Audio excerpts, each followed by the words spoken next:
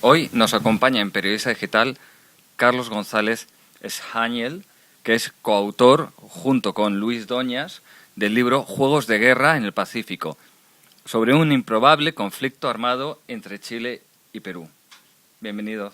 Gracias, Antonio, por esta invitación. El contencioso territorial entre ambos países, Chile, Perú, no es muy conocido fuera de sus fronteras. A grandes rasgos, ¿en qué consiste? Bueno, primero que nada, quisiera un poco retomar el título que creo que es bastante elocuente para poder explicar básicamente cuál fue la motivación de este libro, y es que es efectivamente un juego. Lo que nosotros hacemos es un escenario ficticio de juego de guerra y basado en el improbable de un conflicto abierto real entre estos dos países, pero que siempre puede ser posible si es ciertas condiciones, digamos, de mala gestión o de nacionalismo exacerbado se llegan a presentar en algunos de estos países. Ahora, el libro no es necesariamente sobre el diferendo, digamos, el diferendo, se podría decir, marítimo que existe entre Chile y Perú, sino también analiza un poco las relaciones desde una perspectiva un poco histórica también de lo que ha sido esta animadversión, por decirlo de alguna forma, recurrente en algunos sectores en Perú hacia Chile, y por otro lado, digamos, el permanente, por decirlo, conflicto invisible, un poco de una forma dicha, que se viene arrastrando desde la época en que se produce la Guerra del Pacífico. Es decir, esto de revisar los tratados marítimos que existen con Perú es una cosa absolutamente reciente, y viene básicamente a culminar una relación que ha sido en los últimos años caracterizada por muchos analistas como mala. Pero obviamente en el libro hacemos una referencia a este tema que es muy muy complejo y muy difícil de analizar en un estudio pequeñito como este, pero también tratamos de hacer una comparación entre el nivel de integración que se produce en los últimos años entre Chile y Argentina como un modelo a copiar básicamente entre Chile y Perú, que sería lo más óptimo. Sí, porque incluso ustedes apuntan que aunque hay fuertes inversiones chilenas en Perú y algo menos de Perú en Chile, eso no conduce a una mayor integración entre ambos países, ¿no? Bueno, básicamente se produce lo que mencionaba recién, que cuando algunos sectores de populistas, o que son realmente contados, no son muchos las voces, digamos, de estos nacionalismos exacerbados y, digamos, bien altisonantes en Perú, sienten que están bajando su popularidad, usan la retórica antichilena para ganar réditos políticos. Y eso se ha visto, y precisamente ese era un tema que teníamos nosotros gran temor, que se produjera con Humala, con Ollanta Humala, y lo tocamos nosotros, de hecho, en nuestro tema, básicamente para abrir una línea de análisis de una cosa que podría probablemente suceder. Bueno, ya ha cambiado un poco el panorama político en Perú y hemos visto que Humala ha moderado un poco su discurso. Pero, entonces, esta victoria de Humala en Perú, ¿cómo va a afectar a la evolución del conflicto en las instancias internacionales y también a la evolución bilateral? Yo le daría el beneficio de la duda a todo este digamos, nuevo escenario, porque Ollanta Humala ha tenido y tuvo, digamos, incluso durante la elección pasada, tuvo una retórica bastante dura antichilena. Incluso, no recuerdo exactamente en qué momento, habló, digamos, en un tono bastante alto acerca de las relaciones con Chile. Habló de cuestionar las relaciones con Chile. Creo que usted mismo cuenta en el libro que él llegó a afirmar que él solo visitaría Santiago a bordo de un carro de combate. Lo hacemos exactamente, referenciamos esa cita que fue bastante dura en su momento, y ha cambiado, yo creo, su tónica. Hemos visto que la semana pasada Ollanta Humala estuvo en Santiago de Chile y no precisamente en un carro de guerra. Sí. O sea, estuvo, digamos, en una visita oficial, sentado conversando con el presidente Piñera, donde al parecer habrían encontrado muchos puntos comunes, digamos, de diálogo, y con la intención real de hacer un acercamiento, o sea, o crear una agenda, digamos, de acercamiento bilateral, precisamente porque el próximo año se produce o debería venir el fallo de la Corte Internacional de Justicia, precisamente con respecto a este tema, ¿no? que nos preocupa a todos y que básicamente es uno de los temas que tocamos en el libro. Pero yo pienso que hay que darle el beneficio de la duda. Yo creo que podemos probablemente ver, esto es lo que yo quisiera, un proceso similar al que ha pasado en El Salvador, donde Funes también creaba en algún punto, digamos, antes de llegar a la presidencia, en algún punto de la campaña, ciertos temores de que podía ser, por sus vínculos con el Frente Farabundo Martí para la Liberación Nacional, un cierto peligro para la estabilidad regional, y creo que la gestión del presidente Funes ha sido bastante correcta, ha sido bastante, digamos, menos elevada de todo de lo que nosotros esperamos. Entonces, yo creo que algo así se podría producir, o debería producirse, en Perú con Ollanta Humala. Esperemos que realmente no me equivoque en mi análisis. Y cruzando la frontera, ¿qué ha supuesto la presidencia de Piñera en la evolución de las relaciones bilaterales? Bueno, esto es... la relación con Ollanta Humala se empieza a formar recién ahora, ¿no? La visita esta ha sido un inicio quizás de una relación, ¿no? Tenemos obviamente en Chile un gobierno conservador, Ollanta Humala es un líder más bien nacionalista de corte izquierdista, por lo tanto ya el hecho de que se hayan sentado a hablar es un gran paso, pienso yo.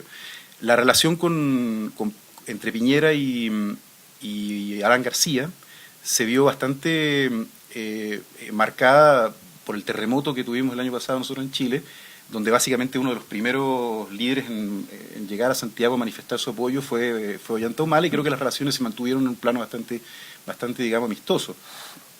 Es de esperar de que así sigan, y que con Ollanta Humala no haya un empeoramiento de las relaciones precisamente por el fallo que se va a producir el próximo año, y que básicamente uno de los temas que nosotros creamos en el hipotético escenario, digamos, de un conflicto abierto hipotético, porque obviamente yo lo insisto, sigue siendo para mí bastante improbable que entre Chile y Perú haya un conflicto armado o haya alguna escaramuza en la frontera, cosa que muchos sectores nacionalistas todavía siguen creyendo, ¿no? Yo me acuerdo, no sé si, creo que también lo referenciamos aquí, el general Donaire, que fue bueno, una prominente figura del ejército peruano. En su momento en una reunión con sus compañeros de armas habló digamos, de que no había que dejar pasar a los chilenos digamos, darle ningún ápice, digamos, de ningún espacio para la integración, y que chileno que entre en Perú va y se embolsa o encaja de vuelta a su país. O sea, unas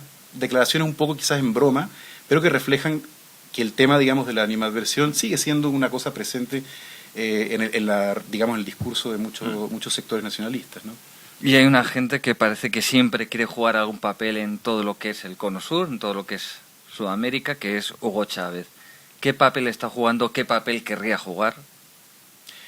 Hugo Chávez y Ollanta Humala, bueno, esto es sabido, incluso parte del equipo que integró la campaña de Ollanta Humala, en algunas declaraciones posteriores, hay un asesor, creo, para relaciones internacionales, no estoy muy seguro, de Ollanta Humala, que llegó en su momento a decir que efectivamente hubo penetración del chavismo en la previa campaña de Ollanta Humala, y que siguió vinculado a Hugo Chávez durante mucho tiempo, porque obviamente para Hugo Chávez tiene el tener una presencia, su modelo político, una presencia en Perú era uno de los objetivos, digamos, primordiales, ¿no? Entonces, yo creo que las relaciones entre Chávez y Humala fueron en su momento, no sé qué habrá pasado después, pero fueron en su momento bastante sólidas, bastante fuertes, y eso fue lo que en su momento también le costó la presidencia. Él podía probablemente haber ganado si no se hubiera casado con el chavismo en su momento, porque hay que recordar que Alan García salió de su primer mandato presidencial anterior bastante mal. Y entonces la gente, los peruanos, yo lo he conversado mucho con analistas peruanos, básicamente le dieron el voto a Alan García para poder evitar la llegada de Ollanta Humala. O sea, estaban votando al más malo, perdón, al menos malo de los dos que había, y si no, a lo mejor Ollanta Humala podría haber llegado en su momento quizá a ganar la presidencia. Ahora, yo la verdad es que si te soy sincero, no creía que Ollanta Humala podía ser presidente de Perú. Nosotros en un análisis hipotético también que hacemos en este libro apostábamos básicamente por Castañeda. Ese era el escenario, digamos, que es más real. Y el escenario de una segunda vuelta entre Keiko Fujimori y Ollanta Humala era totalmente descartado en nuestro análisis. Así que yo creo que es muy impredecible, por eso yo digo, hay que darle el beneficio de la duda, pero hay que observar mucho lo que va a pasar en Perú. Si ya cambió en un momento su retórica, ya cambió su tono, no me extrañaría que en su momento también pudiera cambiar nuevamente su tono, ¿no? Ya, él era un chavista declarado, bolivariano, como queramos llamarlo, cambia el discurso después de haber perdido las elecciones por mantener el riesgo de que sea una tapadera esa moderación, ¿es real? A ver, yo creo que él le afectó mucho el acercarse o sea, el costo político fue muy alto para él. Acercarse a Chávez definitivamente prendió muchas alarmas, sobre todo en la región. Me refiero concretamente a Chile, ¿no? Y yo creo que el distanciamiento que se produjo después, sea real o no, vamos a ser bien sinceros, tiene que ver precisamente con ese costo que tuvo que pagar y que básicamente lo ha tratado de recuperar, ¿no? Así que yo soy de la idea de que hay que observar, es muy prematuro todavía para hacer un análisis concienzudo, pero yo creo que desde Chile se ve en algunos sectores, especialmente en defensa y en esos sectores, digamos, de seguridad, se ve con cierto recelo todavía y no me extraña, no me extraña. No me extraña que, habiendo dejado ya la duda en su momento, exista cierto temor, pero yo pienso que los primeros años, de aquí al próximo año, no debería haber ningún problema para que Chile y Perú alcancen un nivel de amistad, como decía al principio, lo ha alcanzado con Argentina. Hoy en día, saliendo un poco del tema de las relaciones Chile-Perú, Argentina y Chile tienen un nivel de integración que es envidiable en la región. Tenemos una fuerza de paz, un Estado mayor conjunto entre Chile y Perú, la Fuerza Cruz del Sur. De Chile y Argentina. Chile y Argentina. Y hace 25 años atrás, Chile y Argentina estuvieron al borde de una guerra que tuvo que intervenir el Papa Juan Pablo II para frenar probablemente lo que hubiera sido una de las guerras más sangrientas del nuevo siglo, digamos, en Sudamérica. Y hoy día, después de 25 años de la firma, curiosamente en el año 2009 se celebraron 25 años de la firma en Roma del Tratado de Paz y Amistad entre estos dos países, que puso básicamente las relaciones a tal nivel que hoy día hemos logrado, digamos, esa integración que es envidiable, como te digo. Entonces, ¿usted ve posible que esa integración se dé también entre Chile y Perú? Es que es inevitable, o sea, somos dos países que estamos condenados a vivir toda la vida juntos, o sea, al lado, por lo tanto tiene que haber en algún momento una voluntad, digamos, de parte que yo creo que la hay. Yo creo que es cosa de que se vayan dando las condiciones y se van a desarrollar. Hoy día el nivel de inversiones que existe, de inversiones chilenas en Perú es altísimo. O sea, hay una relación comercial muy de dependencia entre Chile y Perú. Hay cerca de 200.000 peruanos en Chile. O sea que hay digamos, mucha tela de donde empezar a cortar para poder armar una buena relación. Pero ¿no existe el riesgo, por ejemplo, de que sectores nacionalistas, más nacionalistas que el presidente Ollanta Humala, jueguen con esto, sobre todo porque es mayor la inversión chilena en Perú, que digan es que está en sectores estratégicos? Es algo que se ha dado en muchos lugares del mundo, que se acusa al país que invierte de querer invadir vía economía.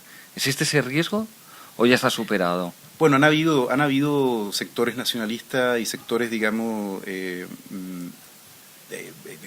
lado, digamos, analistas, economistas, digamos, muy prestigiosos, incluso en Perú, que han cuestionado precisamente el hecho de que Perú haya abierto las puertas a la inversión precisamente chilena, ¿no? Un país con el que tiene ciertas, digamos, rencillas históricas en sectores estratégicos como la energía, líneas aéreas, por ejemplo. Entonces, efectivamente existe ese temor. Ahora, yo sinceramente no creo que esto sea un motivo, digamos, para un conflicto. Es muy probable que en algún momento se produzca algún tipo de reordenamiento. Ahora, últimamente se acusó a ciertos sectores empresariales chilenos con inversiones en Perú de apoyar la campaña de Keiko Fujimori para evitar precisamente que llegara un Humala que pudiera poner en riesgo la impresión chilena. Pero, vuelvo y repito, hay que ser bien responsable a la hora de hacer un análisis sobre estos temas que son muy complejos. Yo creo que es prematuro y vamos a tener que observar con mucho detenimiento lo que va a pasar de aquí a fin de año.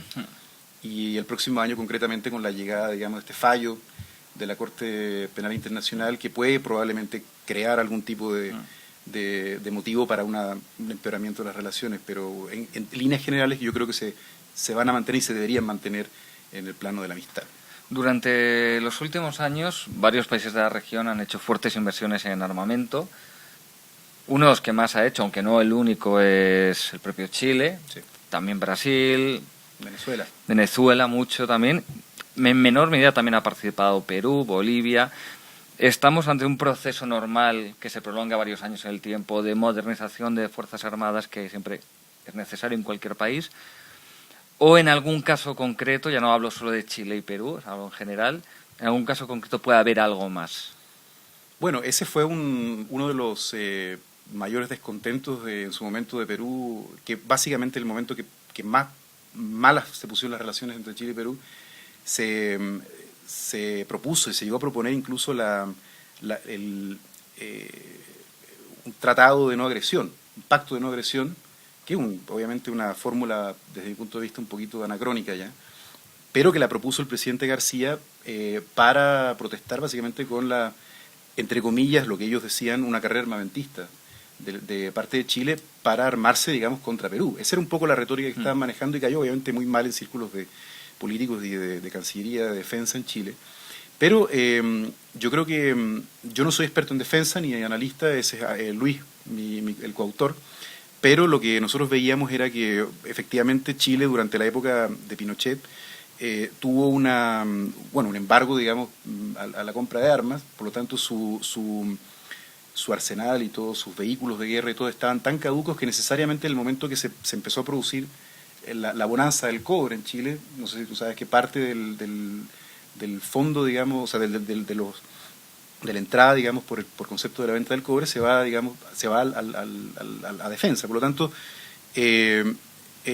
vio la posibilidad de remodernizar su fuerza armada, su armamento, sus arsenales, y lo hizo. Y eso obviamente fue visto con muy malos ojos de parte de Perú, porque veían básicamente una campaña armamentista que justo se estaba además produciendo en el momento que había una demanda interpuesta en la Haya, por lo tanto se vio como una posibilidad de que Chile a lo mejor fuera a estarse preparando para atacar Perú, o sea, obviamente una retórica un poquito, desde mi punto de vista, inadecuada, ¿no? Ahora, con respecto a Venezuela es distinto, porque Venezuela maneja otra retórica, maneja un discurso, digamos, de país que está a punto de ser agredido, ¿no?